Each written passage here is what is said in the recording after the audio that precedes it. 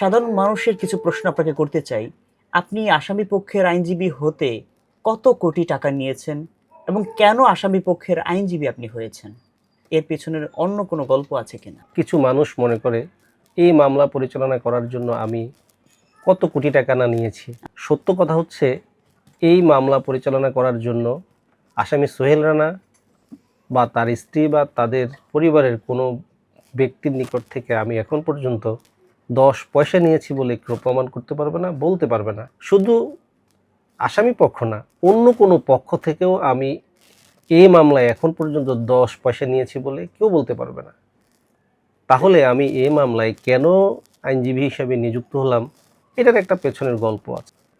দেখেন, আপনি এবং সারা দেশবাসী জানে এই চাঞ্চল্যকর রামিসা ধর্ষণ ও হত্যা মামলার আসামি সোহেল রানা দম্পতির পক্ষ হয়ে ঢাকা আইনজীবী সমিতির কোনো সদস্য মামলা পরিচালনা করবে না বলে ঘোষণা দিয়েছে। এবং আপনিও তো ঢাকা আইনজীবী সমিতির আমি একজন। ঢাকা আইনজীবী সমিতির একজন, এটা যেমন আপনি বলেছেন সঠিক। আবার আরেকটা কথা হচ্ছে, আমাকে তো ঢাকা আইনজীবী সমিতির সদস্য হিসেবে এই মামলা পরিচালনা করার জন্য নিয়োগ করা হয়নি। আমাকে সরকার, বাংলাদেশ সরকার এই মামলায় স্টেট ডিফেন্স লয়ার হিসেবে নিয়োগ করেছে। আমি সরকারের নিযুক্ত আইনজীবী। আচ্ছা, স্টেট ডিফেন্স লয়ার কখন নিযুক্ত করে একটু বলেন।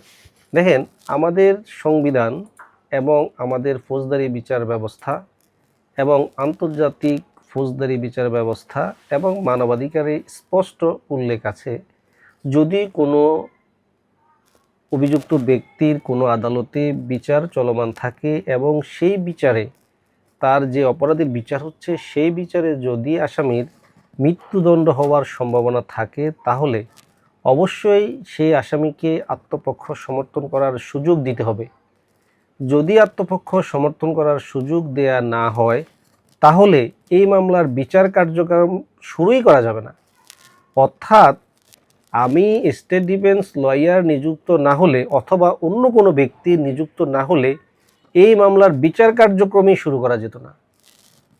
যেহেতু এটি একটি চাঞ্চল্যকর মামলা এবং এটি একটি অত্যন্ত স্পর্শকাতর বিষয় এবং আমাদের সরকারও এই অপরাধ যেন পুনরায় সংগঠিত না হয়, অপরাধী যেন সর্বোচ্চ শাস্তি পায় এবং দ্রুত সময়ের মধ্যে যেন এই মামলার বিচার সম্পন্ন হয়, একটা নজির তৈরি হয় সমাজে, কোনো ব্যক্তি যেন পুনরায় এই ধরনের অপরাধের পুনরাবৃত্তি ঘটাতে না পারে, সেজন্য সরকার অতি দ্রুত সময়ের মধ্যে এই মামলা বিচার কার্য সম্পন্ন করার সিদ্ধান্ত নিয়েছে।